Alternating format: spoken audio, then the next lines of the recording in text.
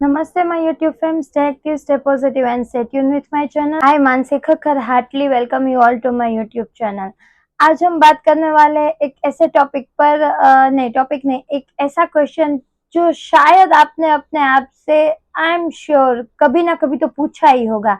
And the question is about, अगर हम 24 घंटे तक ना सोए तो क्या होता है बॉडी में? क्या नींद सिर्फ एक बायोलॉजिकल प्रोसेस है?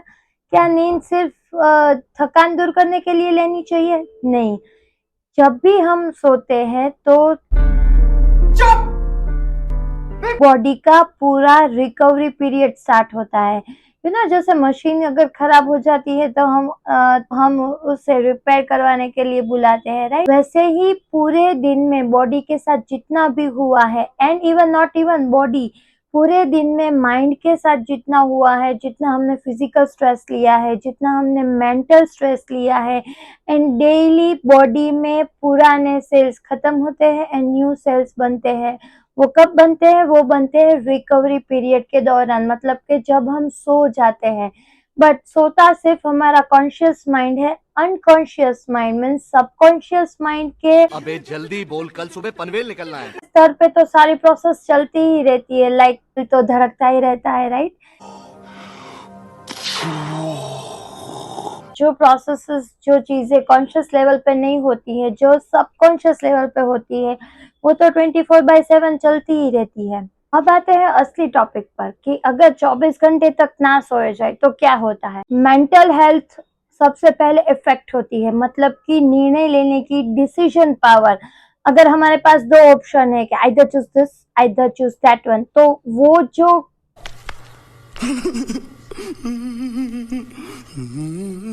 डिसीजन पावर हम लेते हैं, निर्णय लेने की जो क्षमता हमारी होती है, वो बहुत ही कम हो जाती है। आईसाइट पावर बिल्कुल कम हो जाता है, मतलब कि चीजें हमें धुंधली दिखने लगती है, मतलब एक की जगह पे चार चार दिखाई देने लगते हैं। Yes, this is not a jokes apart, this a real fact. You can go to Google and you can search by yourself कि अगर आप 24 घंटे तक ना सोए तो ये सारी परेशानियां आपको धीरे धीरे अपने बॉडी में महसूस होने लगेगी।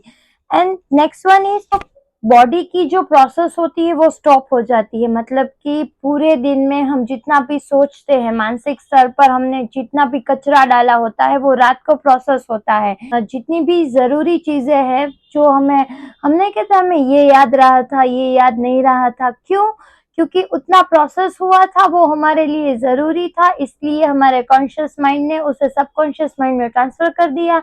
जो चीजें जरूरी नहीं थी उसे बाहर जाने दिया। It is as simple it may sound, मतलब कि immunity system, the main thing, immunity power तो आपका बिल्कुल लो हो जाता है, हार्मोनल इम्बैलेंस तो हो ही जाएंगे, प्लस द मेन थिंग कि आपके मूड स्विंग्स। आजकल की जनरेशन में mood swings is like this way, जैसे चॉकलेट खाना कॉमन बात है, दैट एवरीवन लाइक्स चॉकलेट, ऐसे ही हर किसी को मूड स्विंग है भाई। क्यों? हेल्दी फूड तो किसी को मेरी तरह खाना नहीं है, बस जंक फूड खाना है, रात को जागते हुए स्क्रॉलिंग करना है। अगर सो जाएंगे तो रील्स कौन देखेगा? अगर सो जाएंगे तो इन्फ्लुएंसर्स की लाइफ में क्या चल रहा है वो कौन देखेगा? अगर सो जाएंगे तो सेलेब्स कहाँ घूमने गए हैं वो कौन चेकआउट करेगा? अगर सो जाएंगे तो नया ट्रेंड क्या चल रहा है वो कैसे पता चलेगा, राइट? मतलब कि ये सारी चीजें जरूरी है, बट द मेन थिंग, हमारी बॉडी के लिए जो रिक्वायर्ड थिंग है, नींद, वो जरूरी नहीं है। This is this is our generation problem, ये आज की जनरेशन की प्रॉब्लम है।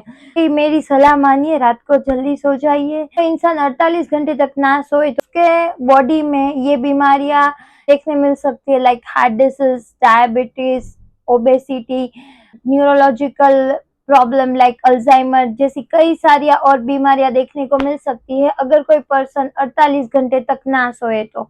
नाउ द पॉइंट इज, तो अच्छी नींद कैसे ले?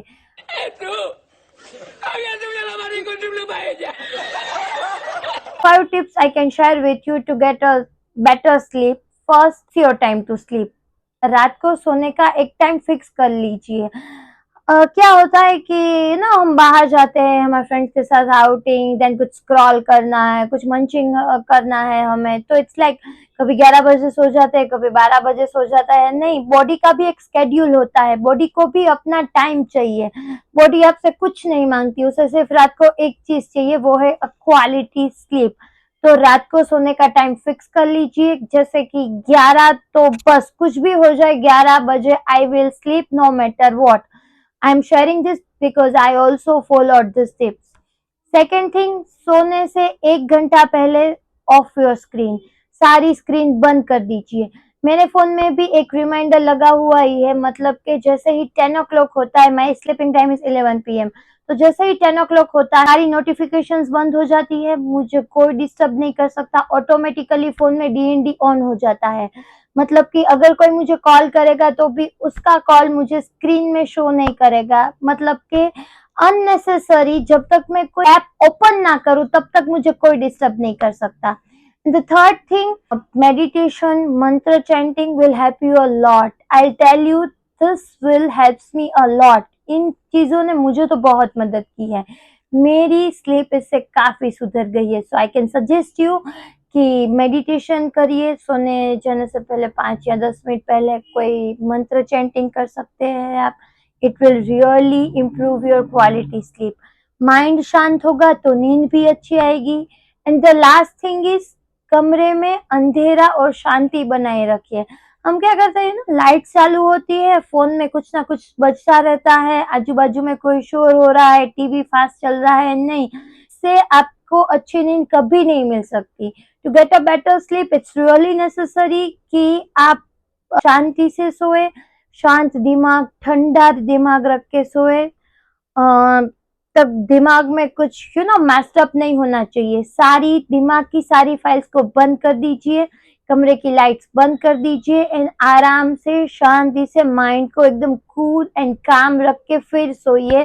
देखना कितनी अच्छी नींद। अगर आपको ये वीडियो पसंद आई है तो then please do like, share and subscribe. ऐसी ही जरूरी हेल्थ टिप्स के लिए stay healthy with MK channel को सब्सक्राइब करना मत भूलना।